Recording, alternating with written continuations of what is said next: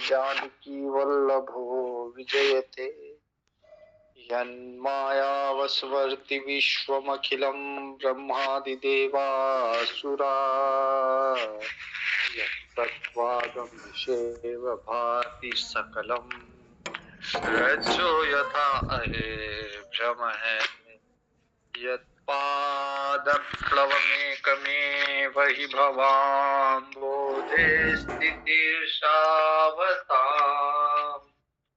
वन्देऽहं समशेषकारण परम रामाख्यमीशम् नानापुराण निगमागम सम्मतं यत् रामायणे निगदितं स्वान्त सुखाय तुलसी रघुनाथ गाथा भाषा निबंध मतिमन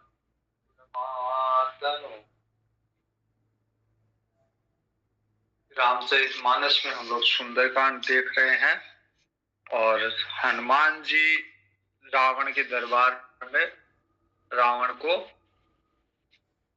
सद्मार्ग दिखाने का प्रयास कर रहे हैं। रावण को कह रहे हैं कि ये जो अभिमान है इसका त्याग कर दो और भगवान की शरण में आ जाओ। मोह मूल बहुशूल प्रद त्याग उत्तम अभिमान। यह अभिमान जो है इसका मूल जो है मोह है। मोह के कारण ये अभिमान है जो बहुशूल प्रद बहुत दुख देने वाला है। त्यागहु तम अभिमान, यह अंधकार रूपी अभिमान का त्याग करो और भजहु राम रघुनायक कृपा सिंधु भगवान। राम जी का भजन करो रघुनायक का, जो कि कृपा सिंधु कृपा के सागर है। तो भगवान कृपा करते हैं तो सब तरह के जो पूर्व के किए हुए पाप है उनका नाश हो जाता है। तो इससे कोई फर्क नहीं पड़ता कि पहले राक्षस कुल में जन्म लिया या राक्षस जैसे कर्म किए, भगवान कृपा करके सबको समाप्त कर देंगे, सारे पूर्व के कर्मों को समाप्त कर देंगे, लेकिन अभिमान छोड़ना पड़ेगा। अभिमान छोड़ के भगवान की शरण में आना पड़ेगा।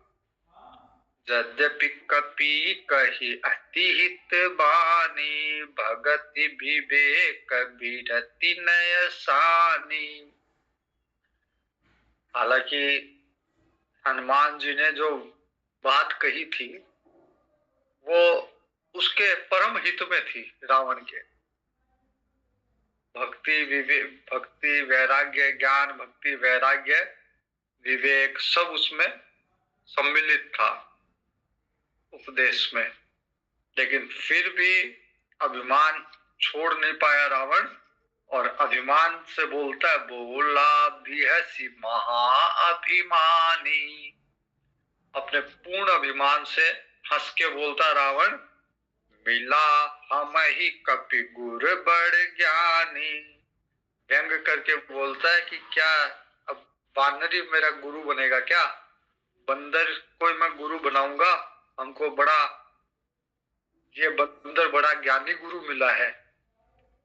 मृत्यु निकट आई खल तो ही लागे सी अधम सिखावन मोही। फिर कहता है, रे दुष्ट, लगता है तेरी मृत्यु निकट आ गई इसलिए तू मेरे को ज्ञान दे रहा है, शिक्षा दे रहा है। उल्टा होई कहे हनुमाना मति भ्रम तोर प्रगट में जाना। हनुमान जी कहते हैं कि उल्टा ही होगा, मतलब जो तुम सोच रहे हो उससे उल्टा ही होगा कि मृत्यु मेरी निकट नहीं आई, मृत्यु तेरी निकट आई है। तेरी मति भ्रम हो गई, ये मेरे को प्रकट अनुभव हो रहा है, इसलिए मैंने प्रत्यक्ष जान लिया कि अब तेरी मृत्यु निकट है, क्योंकि तेरी मति भ्रमित हो गई। सुनी कपि बचन बहुत खिसियाना बेकी न रहु मूढ़ कर प्राणा। इतना हनुमान जी रावण की सभा में कोई इतनी बात कह दे, अभी तक तो किसी की हिम्मत हुई नहीं थी। तो रावण कहता है बेगिन हरहु मूढ़ कर प्राणा, कि अब इसका प्राण मैं जल्दी हरूंगा। इतना सुनते सारे राक्षस तो रावण के अमचे चमचे थे, वो मारने के लिए भागे हनुमान जी को। इतने में ही विभीषण जी का वहां प्रवेश हुआ। सचिवन सहित विभीषण आए। विभीषण जी तो पहले परिचित थे ही, हनुमान जी से पहले परिचय हो ही गया था।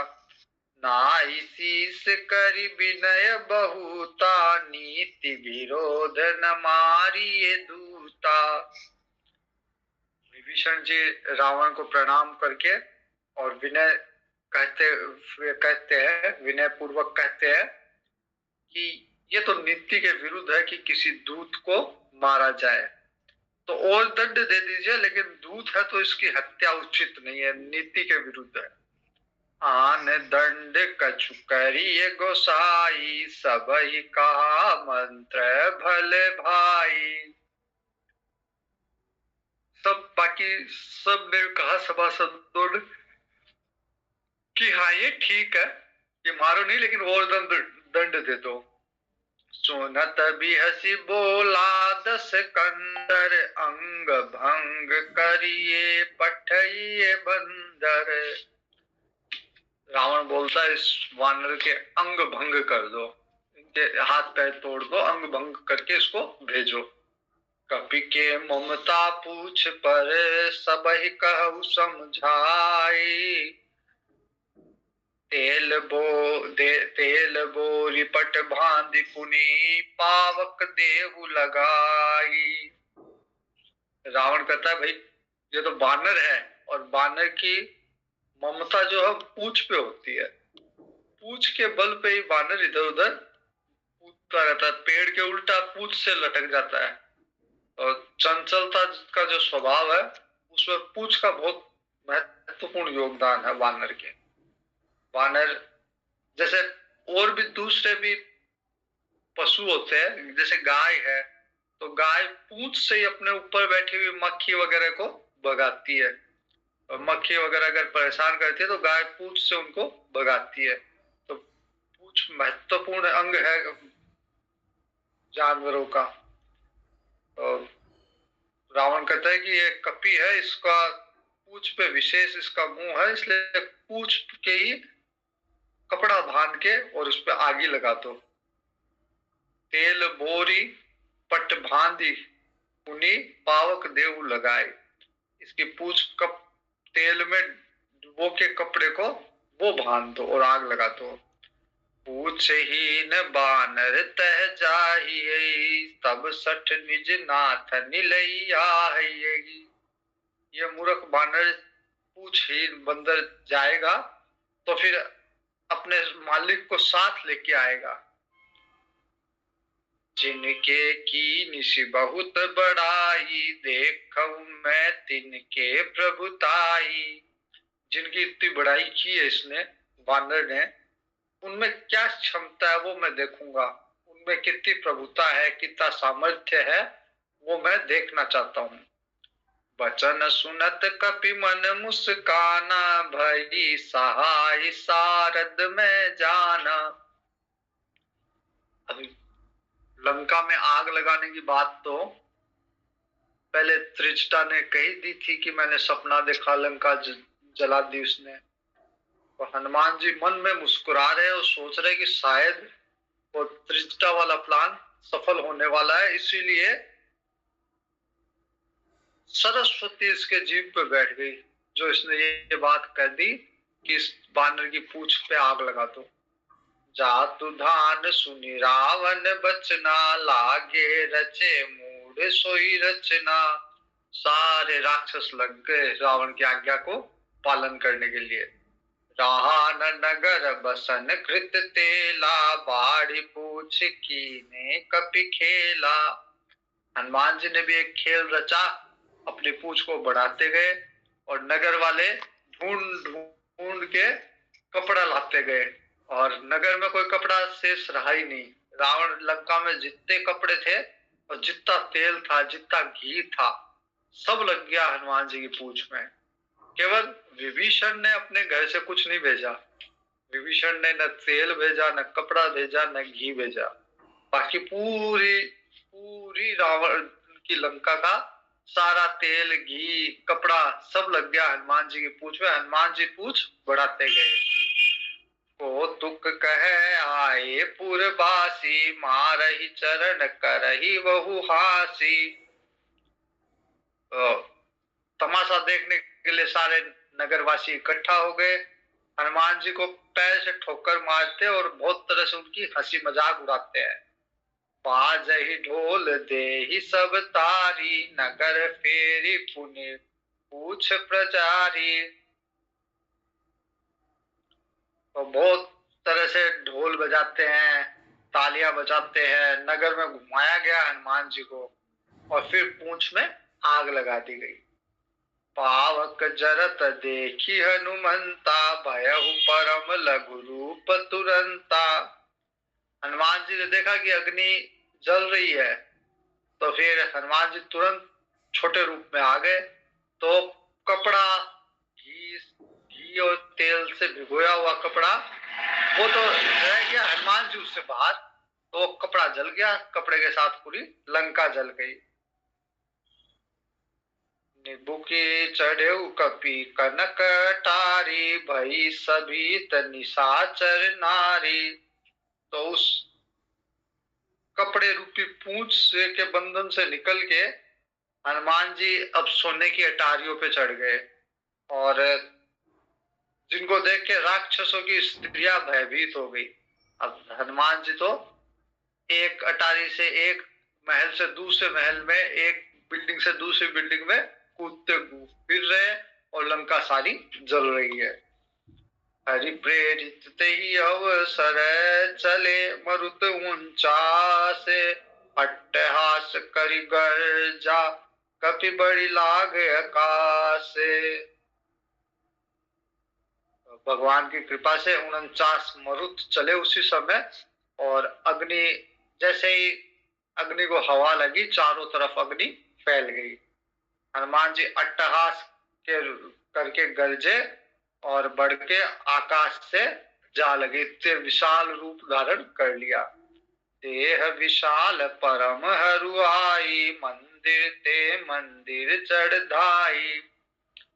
देह बहुत बड़ी विशाल हो गई, लेकिन बहुत ही फुर्तीले है। दौड़ के एक महल से दूसरे महल पे चढ़ जाते हैं। नगर जलने लगा, जरा ही नगर भालोग बिहाला। लोग बेहाल हो गए, नगर जल रहा है। झपट लपट बहुकोटि कराला। आग की करोड़ों भयंकर लपटे चारों तरफ फैल गई। तात मातु हाथ सुनिए पुकारा, यही अवसर को हम ही उबारा। सब कह रहे कि हे मैया, हे मैया, कौन बचाएगा। चारों तरफ ये ध्वनि हो गई कि चारों तरफ यही पुकार सुनाई दे रही है। हम जो कहा ये कपि नहीं होई, बानर रूप धरे सुर कोई। तो लोग कह रहे कि हमने तो पहले ही कहा था कि ये कोई वानर नहीं है, ये कोई देवता है जो वानर का रूप धारण करके आया है। साधु अवज्ञा कर फलु ऐसा, जरहि नगर अनाथ कर जैसा। ये तो साधु के अपमान का यही फल है। अगर साधु का अपमान किया जाए तो नगर ऐसे जलता है अनाथ की तरह, जैसे अभी लंका जल रही है। जारा नगर निमिष एक माही, एक विभीषण कर ग्रह नाई। विभीषण जी के घर को छोड़ के एक क्षण में सारा नगर जल गया। अब विभीषण जी का घर इसलिए छोड़ दिया क्योंकि रामायुध अंकित था। राम जी की शरण में थे विभीषण जी, और विभीषण जी ने हनुमान जी की पूंछ को जलाने में कोई योगदान नहीं दिया था।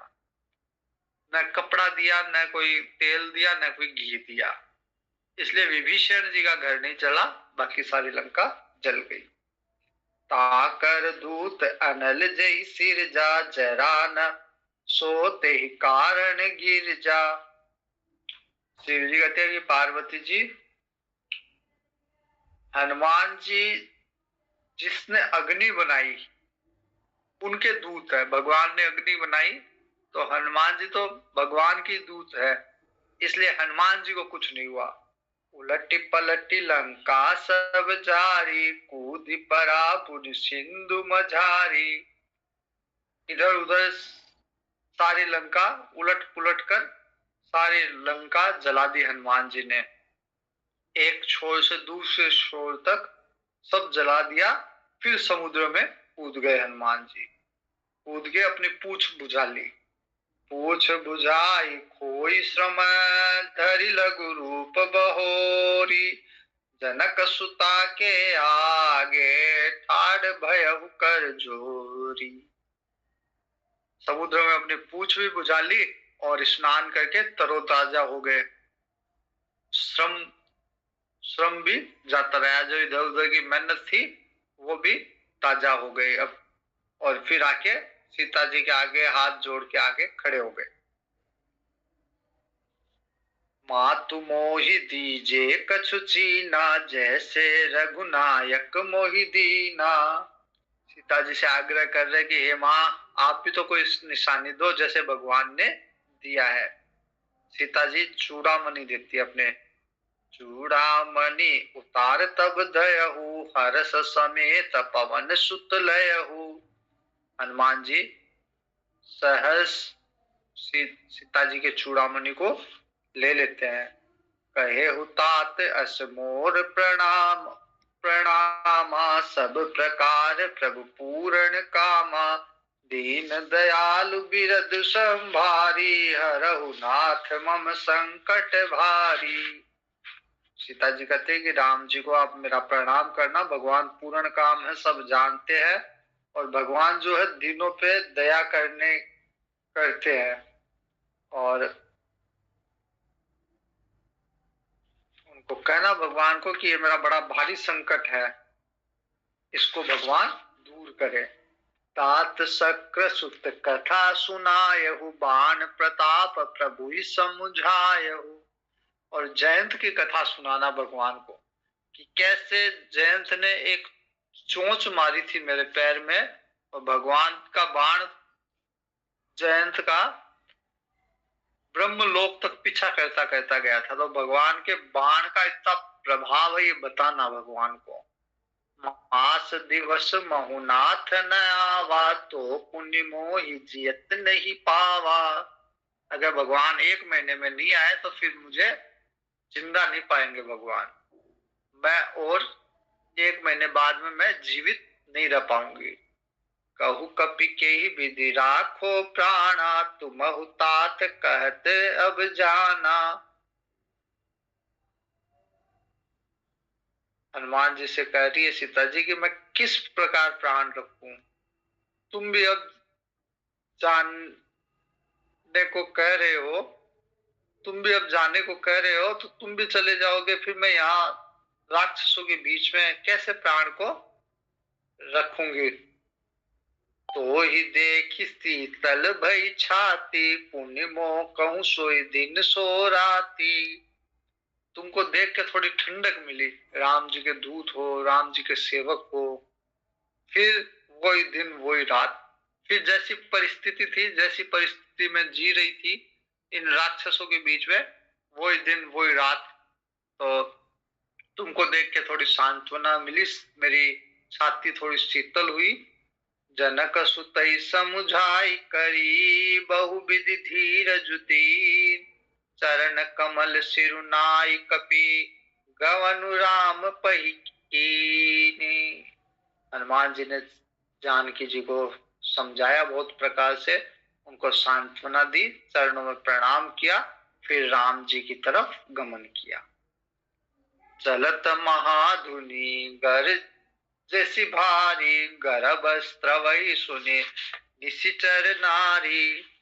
चलते चलते हनुमान जी ने एक जोर की महाध्वनि का गर्जन किया, जिससे राक्षसों की स्त्रियों के गर्भ भी गिरने लग गए। इतनी भयंकर ध्वनि थी। नागी सिंधुए पारही आवा, सबद किलकिला कपिन सुनावा। और फिर इस तरफ आए और किल किल करके वानरों को हर्ष ध्वनि करके सुनाया कि मैं आ गया। हर्ष से सब बिलो की अनुमाना, नूतन जन्म कपिन तब जाना। सारे वानरों ने देखा कि हनुमान जी आ गए, तो हनुमान जी को देख के उनको सबको ऐसे लगा जैसे कोई पुनः एक जीवन मिल गया हो उनको, क्योंकि उनको पता था सीता जी का पता लगाए बिना हनुमान जी नहीं आएंगे। सीता जी का पता लगा के आए, क्योंकि सीता जी का बिना पता लगाए अगर वापस किष्किंधा गए तो सुग्रीव का आदेश था कि वो मार डालेगा। तो अब लगता है इनको सबको कि पुनर्जीवन मिल गया, एक नया जीवन मिला है। मुख प्रसन्न तन तेज विराजा, कीन श्री रामचंद्र कर काजा। भगवान का कार्य करके आए, इसलिए मुख प्रसन्न है हनुमान जी का, और एक तेज विराजमान है हनुमान जी में। साधारण भी कोई जैसे कोई मुश्किल काम अगर कोई करता है तो उसका एक अलग ही तेज होता है, उसके अंदर एक एक अलग ही हर्ष प्रसन्नता होती है। जैसे क्लास में कोई फर्स्ट आ गया तो उसके चेहरे पे अलग प्रसन्नता होती है। तो हनुमान जी के लिए भगवान का कार्य ही सर्वोत्तम है, और हनुमान जी एक करके आए हैं भगवान का कार्य, इसलिए प्रसन्नता भी है और एक तेज भी विराजमान है। मिले सकल अति भय सुखारी, तलफत बीन पाव जिमि बारी। सब हनुमान जी से मिले और सबको ऐसे लग रहा है कि जैसे तड़पती हुई मछली को जल मिल गया हो। चले हर्षि रघुनायक पासा, पूछत कहत नवल इतिहासा। नया इतिहास कहते सुनते सब, नया इतिहास मतलब लंका की जो कहानियां थी, किससे कहानियां लंका के, वो कहते सुनाते हनुमान जी और सब वानर राम जी के पास आए। राम जी के पास मतलब किष्किंधा आए। तब मधुबन भीतर सब आए, अंगद सम्मद मधुफल खाए। वानर जब प्रसन्न होता है तो फिर और उछल कूद करता है। तो किष्किंधा में आके जो राज वाटिका थी, जो सुग्रीव की राजकीय वाटिका थी, उसमें जाके उछल कूद करने लग गए। और अंगद के इशारे पे अंगद जी कह रहे कि चलो खाओ, सब अच्छे अच्छे फल खाओ। तो जो रखवाले थे वो मना करने लग गए कि भाई ये तो राजा की वाटिका है, आप कैसे इसमें प्रवेश कर सकते हो। तो रखवालों को भी मारा। मुष्ट रखवारे जब बरजन लागे, मुष्टि प्रहार हनत सब भागे। तो सारे रखवाले जो थे वो भाग के गए राजा सुग्रीव के पास, और कि सारे वानर लौट आए हैं और सब जो राजकीय वाटिका है, जो राजा की वाटिका है, उसमें तोड़ फोड़ कर रहे हैं, उसके उजाड़ रहे हैं उसको, उसमें मस्ती से फल खा रहे हैं। और अंगद की सहमति से, युवराज की, अंगद युवराज है, युवराज की सहमति से ऐसा कर रहे हैं। जाय पुकारे ते सब बन उजार जुबराज, सुनि सुग्रीव हरस कपि करि आए प्रभु काज। जब सुग्रीव ने ये सुना कि वानर आए हैं और मेरी वाटिका को उजाड़ रहे हैं, तो सुग्रीव बड़ा प्रसन्न हुआ, क्योंकि उसको पता था कि मेरी आज्ञा का पालन किए बिना तो ऐसा कर नहीं सकते, भगवान का कार्य सिद्ध किए बिना तो ये लोग ऐसा कर नहीं सकते। कर रहे हैं ऐसा, तो मतलब वानर जो है प्रसन्नता व्यक्त कर रहे हैं, उछल कूद कर रहे हैं, फल तोड़ रहे हैं, खा रहे हैं, पेड़ उजाड़ रहे हैं। तो वानर तो प्रसन्न है, इसका मतलब भगवान का कार्य कर आए। जो न होती सीता सुधि पाई, मधुबन के फल सकहि की खाई। यदि सीता जी का पता नहीं करते तो ये वानर कभी भी मधुबन के फल नहीं खाते।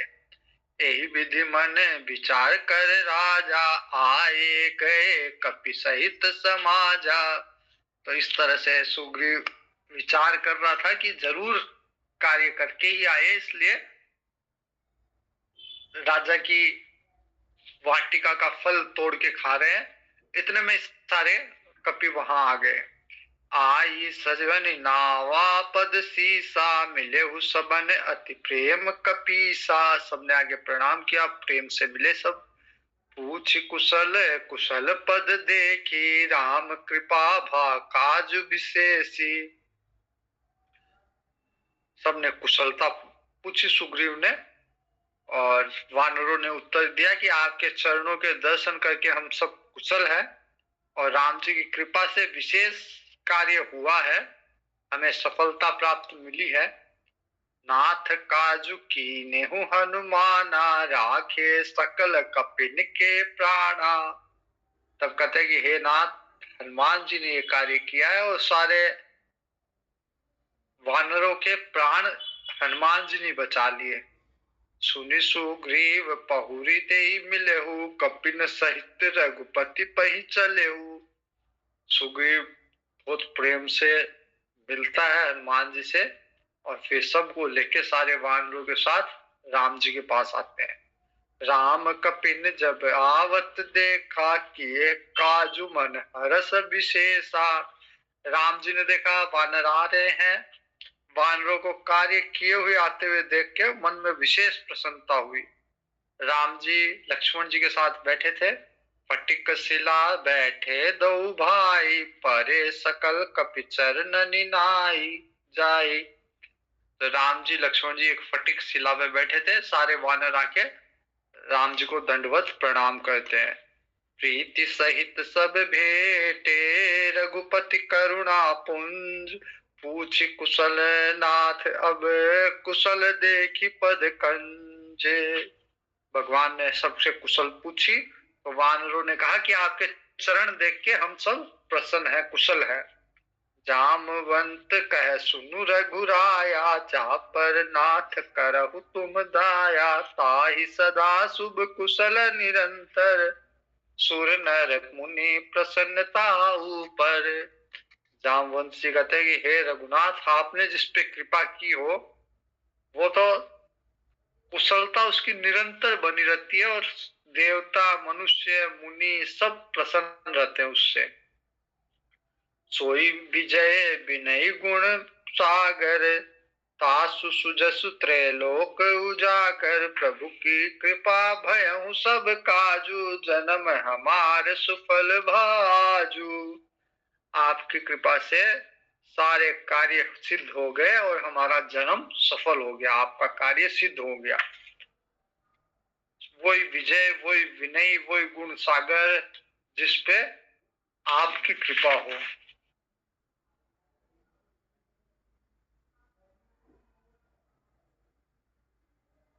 नाथ पवन सुत कीने जो करनी, सहस मुख न जाय सो बरनी। जामवंत जी कहते हैं कि हे नाथ, हनुमान जी ने जैसा कार्य किया है, सहस्त्र मुखों से भी उसका वर्णन नहीं हो सकता।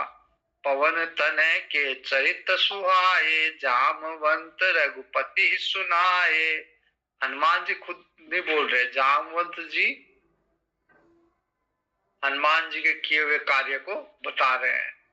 सुनत कृपा निधि मन अति भाए, पुनि हनुमान हरसि लाए। हनुमान जी, राम जी को बहुत अच्छा लग रहा है, और राम जी हर्षित होके हनुमान जी को अपने हृदय से लगा रहे हैं। कहु तात के बात जान की, रहती करती रक्षा स्व प्राण की।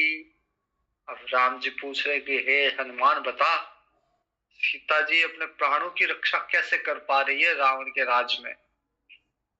हनुमान जी सारी बातें बताते हैं। नाम पहारू दिवस निशी, ध्यान तुम्हार कपाट। लोचन निज पद चंत्रित, जाहि प्राण के ही बाट। हनुमान जी ने कहा कि दिन रात आपका नाम जो है वो दिन रात पहरा देता है सीता जी के। आपका ध्यान ही उनका द्वार है, गेट है उनका। तो प्राण प्राण जो है वो निकले कैसे? पहरा लगा हुआ है, गेट लगा हुआ है, तो गेट है आपका ध्यान, और पहरा लगा रहे आपके आपके नाम, राम नाम जो जपती है सीता जी, और नेत्रों को अपने आपके चरणों में लगाए हुए है। ये उसका ताला है, आपका ध्यान जो है वो ताला लगा हुआ गेट पे। तो फिर प्राण कैसे निकले सीता जी का? मतलब सीता जी आपका ध्यान करती है, आपका नाम का जप करती है, और आपका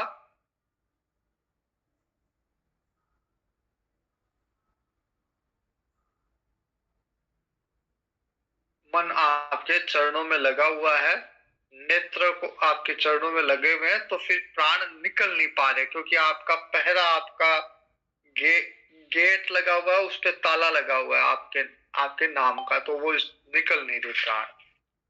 चलत मोहि चूड़ामणि दीनी, रघुपति हृदय लाई सोई लीनी।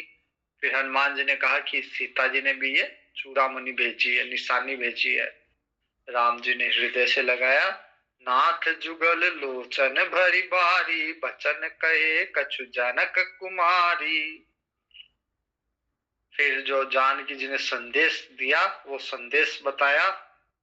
अनुज समेत गहेउ प्रभु चरना, दीन बंधु प्रणतारति हरना।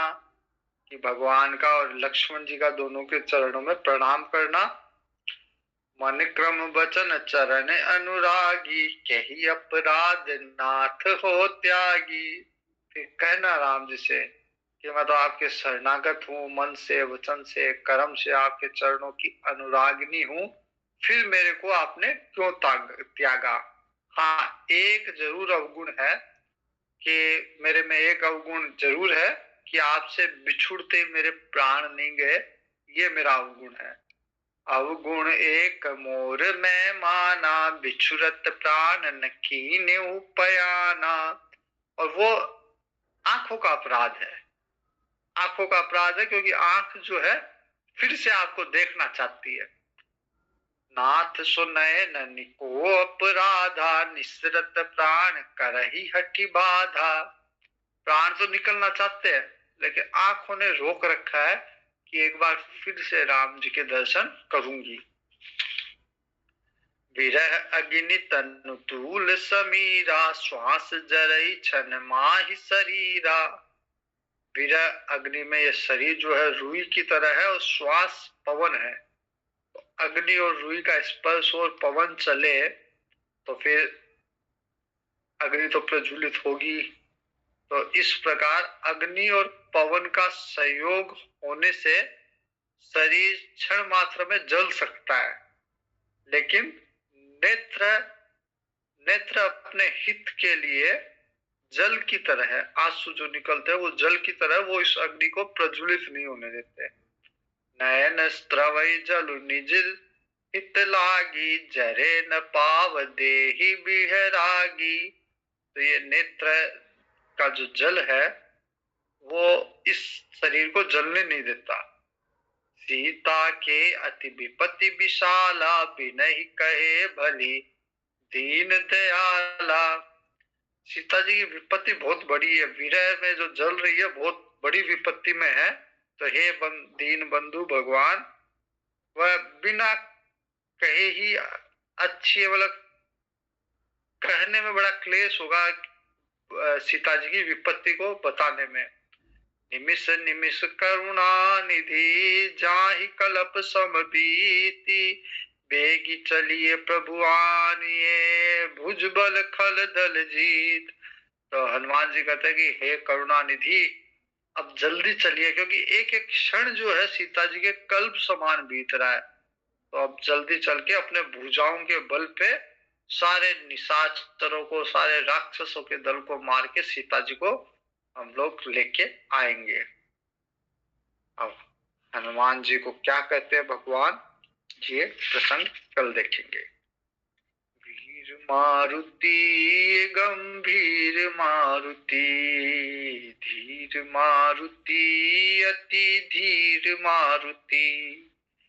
गीत मारुति संगीत मारुति, दूत मारुति राम दूत मारुति, भक्त मारुति परम भक्त मारुति, परम भक्त मारुति, परम भक्त मारुति।